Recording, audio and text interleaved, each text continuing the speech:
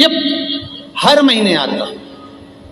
जब आपके हृदय में कभी कोई बात आ जाए कि बाबा आज मेरा मन ये कह रहा है और आपको सुनना है बाबा, आपको स्वीकारना है बाबा, आपको मेरे मन की बात जानना है बाबा, बस हाथ में चंदन लगाया, बेलपत्री का भाग इस तरह से पकड़कर शिव जी से अपने हृदय की बात कहकर, मेरे देवाधिदेव महादेव से दिल से कहकर, अशोक सुंदरी वाली जो जगह होती है, आपको बताया है अशोक सुंदरी का जो स्थान होता है, ये शिवलिंग यहाँ अशोक सुंदरी की जगह, इस बेलपत्र को अशोक सुंदरी वाली जगह पर जहाँ शिवलिंग है, शिवलिंग की साइड पर पहले नंबर की पत्ती का मुख होना चाहिए, बस उसको रख दीजिए और उस पर थोड़ी देर हाथ रखकर अपने हृदय की बात मेरे महादेव को दिल से कहकर आ जाइए। अगली सोमवार की अष्टमी या अगला प्रदोष या अगली शिवरात्रि जब आती है, मेरा महादेव आपकी मनोकामना का भाव पूर्ण करता है। ये शिव तत्व है। एक बात अपने जीवन में उतार कर रखिएगा, सोमवार की अष्टमी, शिवरात्रि या सोमवार, प्रदोष, बन सके तुम्हारे पास में शिवालय हो या बेलपत्री का वृक्ष हो, वहां दीप दान अवश्य करना चाहिए। अब एक बात का स्मरण आपको रहे थोड़ा सा, अगर किसी कामना के वश अगर हम दीप लगा रहे हैं या हमारे मन में कोई भाव उत्पन्न है और हम बाबा से कहना चाहते हैं कि बाबा मेरा ये कार्य है आप पूर्ण करिएगा, तो फिर शिव मंदिर में भी लंबी बाती का दीप आप प्रदोष या सोमवार की अष्टमी या सोमवार या आप शिवरात्रि को बाबा से निवेदन कर कर लगा सकते।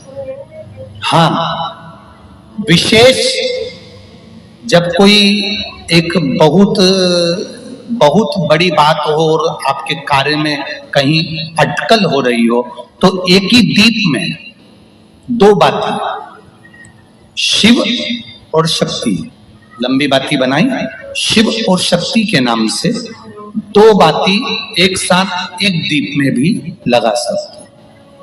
पर कब? जब विशेष कोई आपका कार्य हो और वो अटक रहा हो, विशेष कोई कार्य, और आप बाबा से प्रार्थना कर रहे हो, तो दो बाती का भी प्रयोग आप कर सकते हो। ऐसे शिव तत्व। शंकर भगवान को धतूरा कब चढ़ाना चाहिए उसका विशेष ध्यान रखें। जैसे शिवरात्रि है, प्रदोष है, या सोमवार है, या कोई विशेष आपका उत्सव है, तो आप शिव जी को धतूरा चढ़ा सकते हैं। या विशेष कोई बीमारी ऐसी लग गई है या विशेष कोई तकलीफ ऐसी हो गई है जिसका निवारण नहीं हो रहा, तो आप धतूरा चढ़ा सकते। धतूरा चढ़ाने का भी एक क्रम है। हल्दी में भिगोकर धतूरा चढ़ाया जाता है लक्ष्मी के लिए। चंदन में भिगोकर धतूरा चढ़ाया जाता है आयु की वृद्धि के लिए। अबीर एक सफेद कलर का बॉर्डर होता है। अबीर गुलाल जो होती है, गुलाल में अबीर डलता है, चमकदार, आपने देखा होगा अबीर। तो अबीर में धतूरा जो डुबो कर चढ़ाया जाता है, अबीर को लगाकर चढ़ाया जाता है, वो रोग मुक्ति का होता है। काय के लिए होता है वो? रोग मुक्ति। ओम श्री शिवाय नमस्तुभ्यम, ओम श्री शिवाय नमस्तुभ्यम, रोग की मुक्ति। धतूरे का भी एक स्मरण होता है महाराज। बहुत भारी रोग है, बीमारी लग गई है, डॉक्टर अपना काम कर रहे हैं, घर का व्यक्ति बहुत बीमार हालत में पड़ा हुआ है, तो बेलपत्री के वृक्ष के नीचे भी शिवलिंग का निर्माण कर कर एक धतूरा समर्पित करा जाता है, जिससे रोग से मुक्ति होती है। उसमें ना तो हल्दी लगाई जाती है, ना चंदन लगाया जाता है, ना अबीर लगाया जाता है, केवल धतूरा चढ़ाया जाता है। जिसके जीवन में हमेशा कांटे ही मिले हैं, बेटी बड़ी हुई तो घर में मायके में दुख देखा, और मायके से गई ससुराल में तो ससुराल में दुख देखा, ससुराल में भी दुख देखने के बाद में भी पति को बहुत कुछ काम खुलवाया, बहुत धंधे खुलवाए, नौकरी लगवाई, पर वो पति बार बार छोड़ कर आ गया, बार बार तकलीफ भोग रहा है, बार बार कष्ट भोग रहा है। फिर थोड़े दिन काम करता है, थोड़े दिन छूट जाता है, फिर व्यापार में बढ़ता है, फिर छूट जाता है, फिर कोई दुकान खुल गई, थोड़े दिन अच्छी चली, फिर वापस वहीं घर पर आकर बैठ गया, अर्थात उसके जीवन में वो शूलता चल रही है। तो बाबा देवाधिदेव महादेव कहते हैं ये 3 घड़ी 3 पल 3 नक्षत्र 3 समय 3 दिन में जो शूल मुझे समर्पित करता है उसके जीवन से मैं शूल हटा देता हूं। वो 3 दिन लिखे स्कंद पुराण।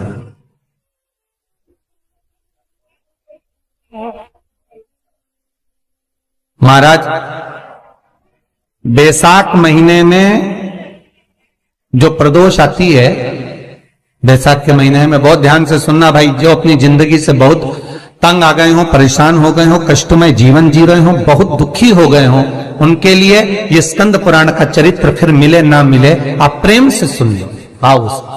पहला, बैसाख महीने की प्रदोष, चाहे वो शनिचरी प्रदोष हो, चाहे रविवार की हो, सोमवार की हो, मंगल की हो, बुधवार की हो, गुरुवार की हो, शुक्रवार की हो, शनिवार की हो, कोई भी वार की हो, पर बैसाख महीने की प्रदोष, प्रदोष काल में शाम का समय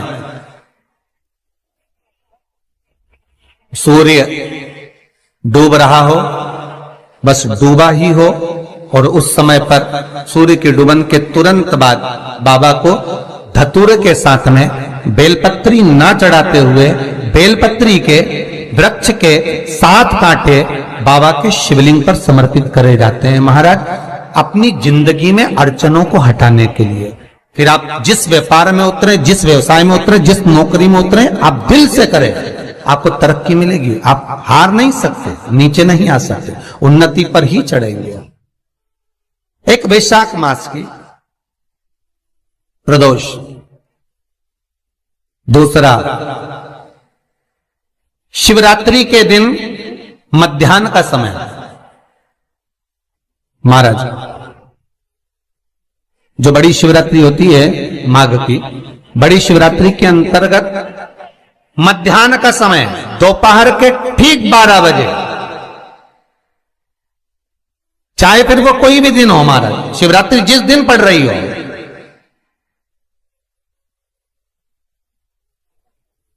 उस दिन भी धतूरे के साथ बाबा को 7 कांटे बेलपत्री के वृक्ष के समर्पित होते हैं महाराज। इसमें आप ये वाले जो कांटे हैं जो शिवरात्रि के दोपहर 12 बजे वाले हैं, अगर कोई मदिरा पीने वाला हो, व्यसन में डूबने वाला हो, कोई जुआ खेलने वाला हो, कोई गलत वैश्यावृत्ति करने वाला या अपने मार्ग से विचलित कोई व्यक्ति है, उसके लिए भी ये कांटे बहुत काम आते हैं महाराज।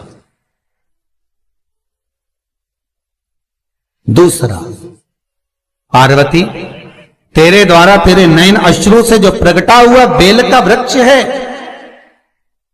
द्वितीय शूल मैं वहां धारण करता हूं, तृतीय शूल, तीसरा शूल जो वर्णन करा गया महाराज, भगवान श्रावण के महीने में जो भी दूसरा सोमवार पड़े, जो भी पड़े, श्रावण के महीने का जो दूसरा सोमवार होता है, उस दूसरे सोमवार में रात्रि के समय पर, अर्थात शास्त्र अब घड़ी और पल का स्मरण करेंगे तो रात्रि के बजेंगे 10 से 12 बजे महाराज, 10 से 12 के बीच में धतूरे के साथ बाबा को शूल समर्पित होता है महाराज। ये भी हमारी बाधाओं को, हमारी तकलीफों को, व्यापार व्यवसाय के लिए, नौकरी सर्विस के लिए, बहुत सारे एग्जाम में आप बैठ लिए, गवर्नमेंट एग्जाम के लिए बैठ लिए, नहीं हो रहा, ये 3 बार मेरे शंकर को बेलपत्री के वृक्ष के शूल समर्पित होते हैं, उसका आनंद पाना और उससे अपने को सुख प्राप्त करना।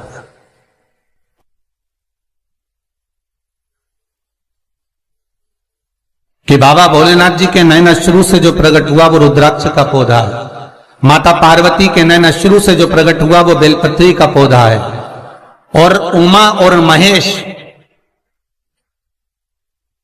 जिस महेश के वंशज है महेश्वरी, जिनकी 12 खाम प्रगटी है भगवान महेश के द्वारा,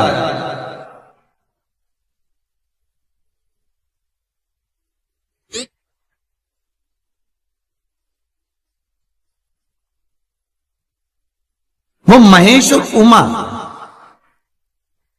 उमा और महेश का जो चरित्र है कि उमा और महेश का जब प्रागट्य हुआ, उमा और महेश जब दोनों आनंद में विभोर होकर जब चलते हैं और दोनों के बैठने से तप मुद्रा से जो पौधा उत्पन्न होता है वो शमी का पौधा है।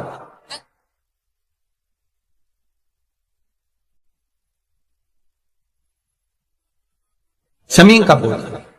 तो एक बात ध्यान रखिए, शिव जी के द्वारा जो निर्मित हुआ उसमें कोई शूल नहीं है, उसमें कोई कांटे नहीं है। पार्वती के द्वारा जो निर्मित हुआ बेलपत्री का पौधा, उसमें कांटे हैं। और पार्वती के मिलन से भी जो उत्पन्न हुआ है शंकर के साथ में, उसमें भी कांटे हैं। शमी के पौधे में भी कांटे हैं, शमी के वृक्ष में भी कांटे हैं।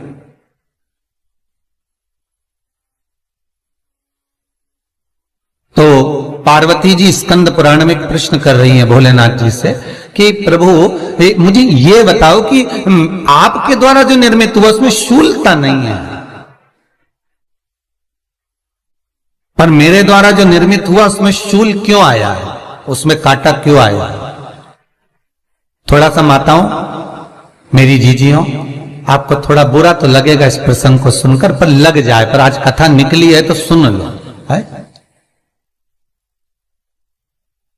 कि शिवजी जिस रुद्राक्ष को उत्पन्न कर रहे हैं उसमें शूलता नहीं है,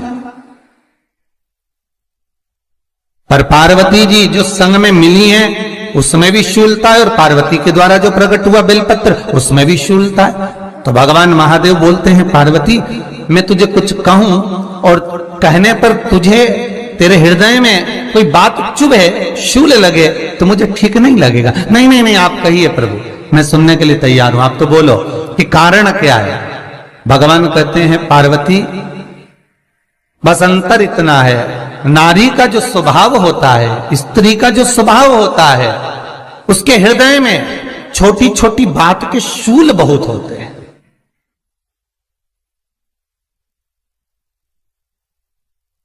जेठानी ने यह कह दिया, देवरानी ने यह कह दिया, तुम्हारी मम्मी ये बोल दी, तुम्हारे पापा ने यह कह दिया, तुम्हारी बहनों ने यह कह दिया, तुम्हारे भाई ने यह कह दिया, तुम्हारे रिश्तेदार ने यह बोल दिया। ये नारी के भीतर ये शूलता रहती है। तो पार्वती जी बोली कि जितना तप आपने करा उतना तप मैंने करा, और जितनी साधना आपने करी उतनी साधना मैंने करी, और जितना आराधना दिल से आपने करी उतनी आराधना दिल से मैंने करी, फिर इसमें शूलता कहां से आ गई? भगवान शिव बोले, बस पार्वती बात इतनी सी है कि जब मैं आराधना करने बैठता हूं तो मेरी दृष्टि में सम्मुख में कुछ नहीं होता। जब मैं आराधना करने बैठता हूं तो मेरी दृष्टि में मेरे सम्मुख में कुछ नहीं होता कि कौन ने क्या करा है, कौन ने क्या बोला है, कौन क्या कर रहा है, उससे मुझे मतलब नहीं होता, उससे मुझे कोई मतलब नहीं। पर पार्वती जब तू आराधना करने भी बैठती है ना, तो तेरी चित्त वृत्ति में कहीं ना कहीं किसी ना किसी रूप में कोई शूल आ ही जाता है।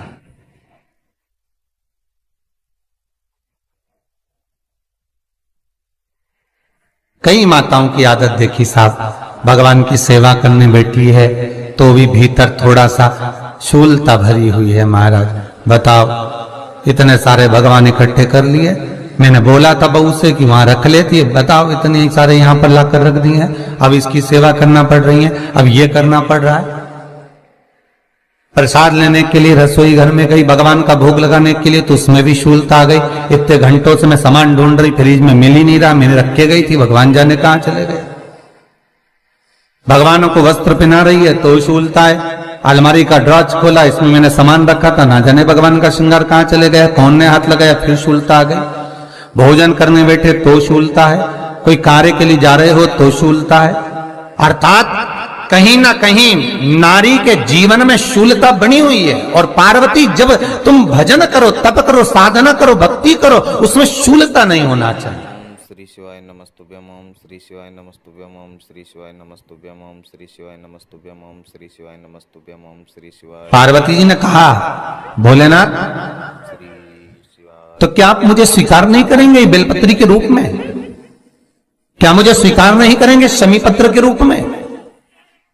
पद्म पुराण, स्कंद पुराण, लिंग पुराण, नर्मदा पुराण और शिव महापुराण, ये सारी पुराणे वर्णन करती है। पार्वती जी का खंड आनंद वर्षित कर रहा है, वर्णन कर रहा है। पार्वती खंड वर्णन कर रहा है, सती खंड वर्णन कर रहा है। उमा संहिता वर्णन कर रही है।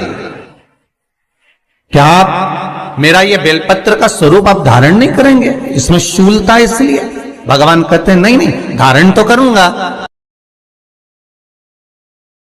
वो केवल शिवरात्रि के दिन करने का होता है। शिवरात्रि का प्रसंग कहता है अपने मन की अभिलाषा रखकर तुम्हें जो चाहिए प्रकार। आप लोगों ने भी पढ़ाई करी होगी, हमने भी करी। ऐसा रहता उसमें नोक रहती है या पेंसिल उसमें भर देते हैं और उससे ऐसा पेज घुमा घुमा के उसको कस देते हैं। वो ऐसा रखते हैं, कॉपी पर ऐसा रखा जाता, फिर उसको ऐसा घुमाते घुमाते कि नहीं घुमाते? अरे बोलो तो, सबने करा है ना ऐसा घुमाए, वो घुमाते एक जैसा गोला बन जाता बिंदु। और जो नोक होती है ना वहाँ चुभी रहती है और वो एक ही जगह पे रहती है और घूमती जाती है। उसी तरह इस मन को, इस दिल को एक में लगा के रखो, बाकी की सब दुनिया में घूम के आ जाओ। दिल एक में लगा कर बैठ गए, चित्त एक में लगा कर बैठ गए तो सृष्टि में कहीं पर भी घूम कर आओगे, परमात्मा उस जगह पर हाजिर मिल जाएगा। पर स्थान मत छोड़ना, जगह चित्त वृत्ति ना छूटी जाए, भगवान का भजन ना छूटे, उसका स्मरण ना छूटे। ये वस्तुएं, ये सामान, ये सामग्री, ये दौलत, ये सत्ता सब जाने वाली। जहां बैठे हो उस मन को वहां लगाना। हम तो यहां तक कहते हैं, होटल में जाओ तो दिल होटल में लगा लो, होटल में जाओ तो दिल होटल में लगाओ, खाने में लगाओ, बफेट में जाओ तो बफेट में लगाओ, शादी में जाओ तो थोड़ा रिश्तेदारों में लगाओ, और अगर सत्संग में आओ तो मेरे भोलेनाथ में लगाओ। दिल लगाना ना भूलिएगा। परमात्मा को थोड़ा समय जितना दे रहे हो, 3 घंटा, 2 घंटा, 2.5 घंटा, 1 घंटा, आधा घंटा, जितना हम भगवान को देना उतनी देर भगवान में चित्त होना चाहिए, उतनी देर भगवान में मन लगाना चाहिए। पर ना जाने दुनिया के लोग कहां चले गए, वह मोबाइल ने सब हटा दिया। हर 15 मिनट में ऐसी याद आए ना व्हाट्सअप खोल के बैठ जाए। आप इस त्रिपुंड 3 रेखा का दर्शन भगवान विष्णु के मस्तक पर भी कर सकते हैं। आप ये 3 रेखा का दर्शन स्वयं ब्रह्मा के मस्तक पर भी कर सकते हैं। आप ये 3 रेखा का दर्शन स्वयं भगवान कृष्ण के मस्तक पर भी कर सकते हैं, श्री जी बाबा के मस्तक पर भी कर सकते हैं इस त्रिपुंड का दर्शन। बस अंतर इतना है, शिव जो त्रिपुंड लगाए हैं वो आड़ा है। तिरुमाला में जो तिरुपति बाबा का अपन दर्शन करते हैं, जो त्रिपुंड लगाए हैं वो खड़ा है, 2 सफेद बीच में लाल। मेरे श्री जी बाबा ने भी अपने मस्तक पर त्रिपुंड धारण कर रखा। मेरे श्री जी बाबा ने भी अपने मस्तक पर त्रिपुंड धारण करा है और बाद में एक कुंकू की रौली की एक तिलक को धारण कर रखा है। तो वो